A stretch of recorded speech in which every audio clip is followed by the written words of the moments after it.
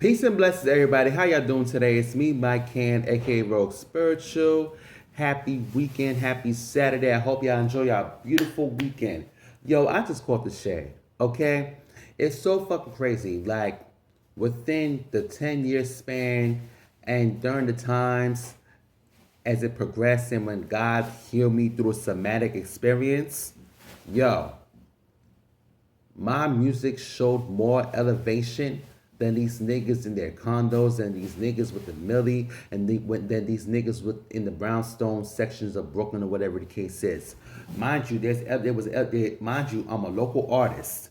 I have not made not 1 cent off of my any of my tracks, and I'm in a tenement building and I'm on welfare and I do Uber Eats.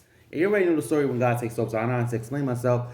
It's just like that. I've shown more elevation in my music within a span of 10 years. I remember taking it back to when I was in the hallways of 169th and 3rd Ave rapping, hungry or whatever the case is. And then, you already know the story with hip hop and how it warped my mind.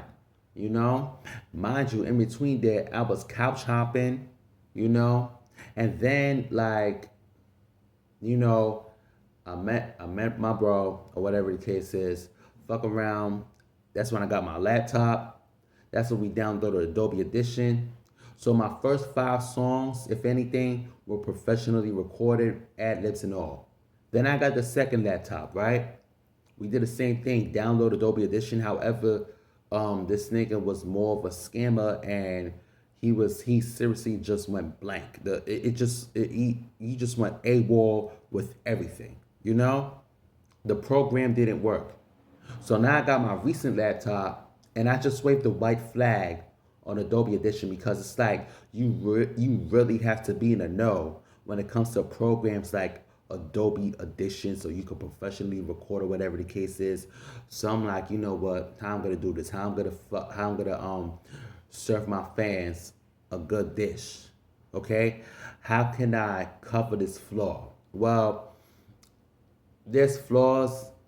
I say a good 7.5 out of 10.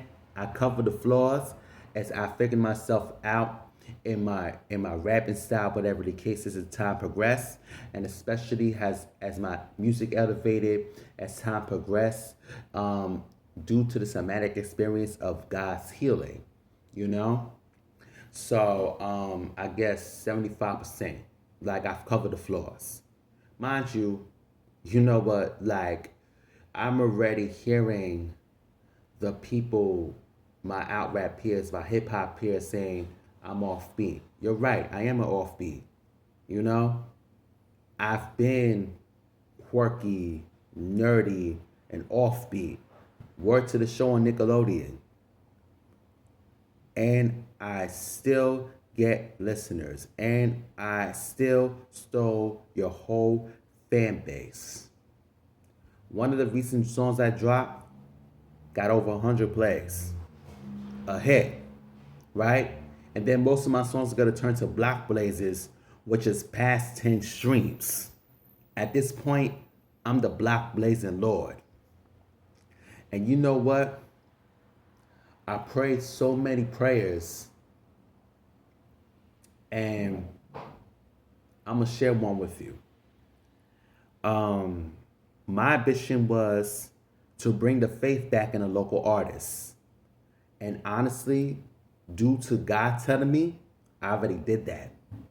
I brought the faith back in the local artists because so many people are so focused on the underground and the mainstream, and the niggas traveling in the world, flexing in the same spots like they have a tenor wrapper, like they sharing a tenor and it's wrapped around their heads. They be going to the same spots in Miami. They be going to the same spots in Italy, Paris, Atlanta at this point.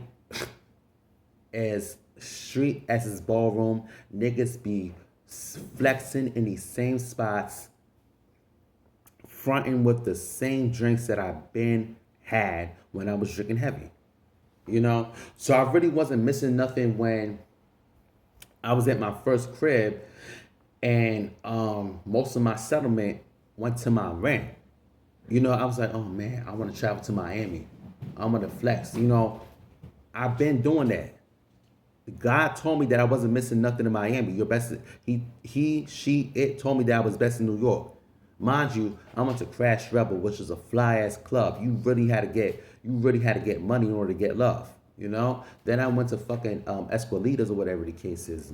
Mind you, that's a club for LGBT members when they're balling on the budget, when they're balling on the budget, because it's like all these DL rappers that I be dissing, some of them a lot of them it's like I pass by them looking tragic, trying to get off or whatever they're trying to get off, and mind you, they're under some bullet hole in the bathroom.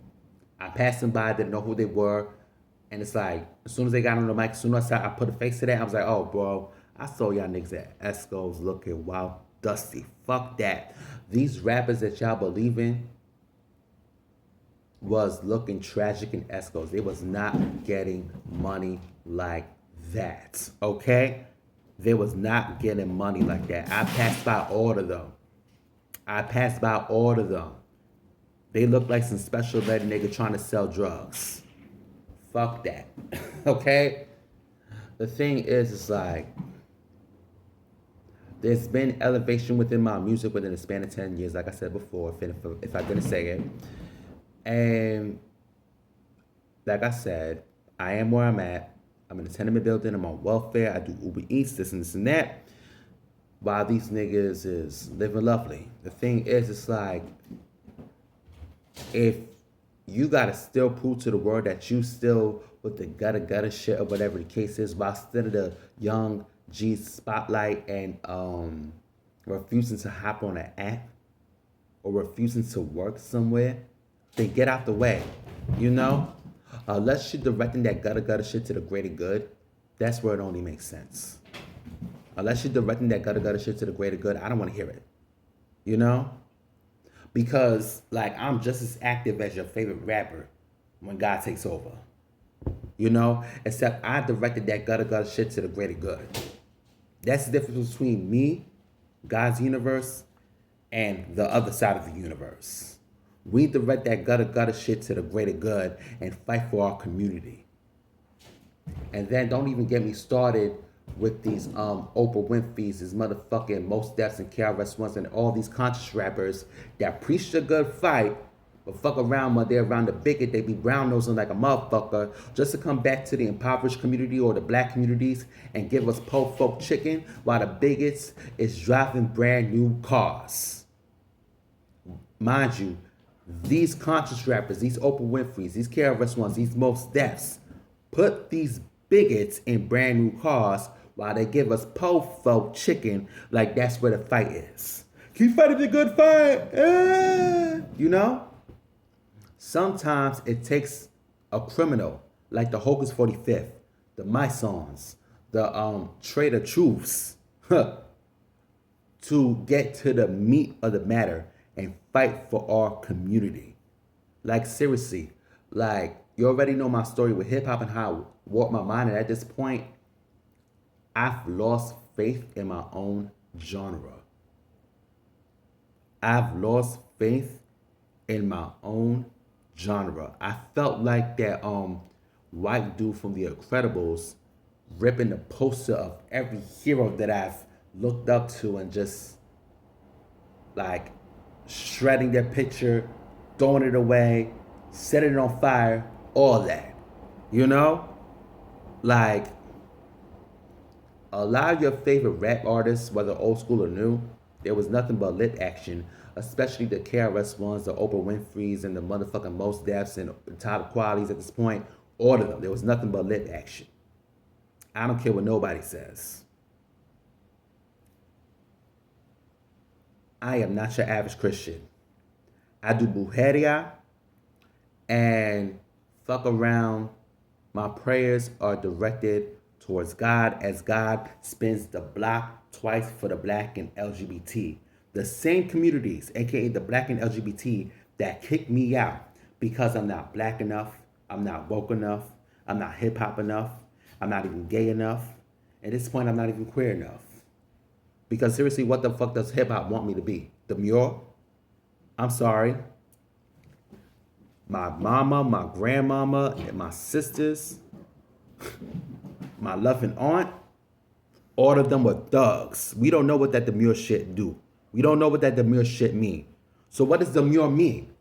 It's my mama, my sister, and my grandmother. And mind you, one of my sisters, it could be a leading lady, just like my grandmother and my mother. Like, what does demure mean if I was raised by thugs?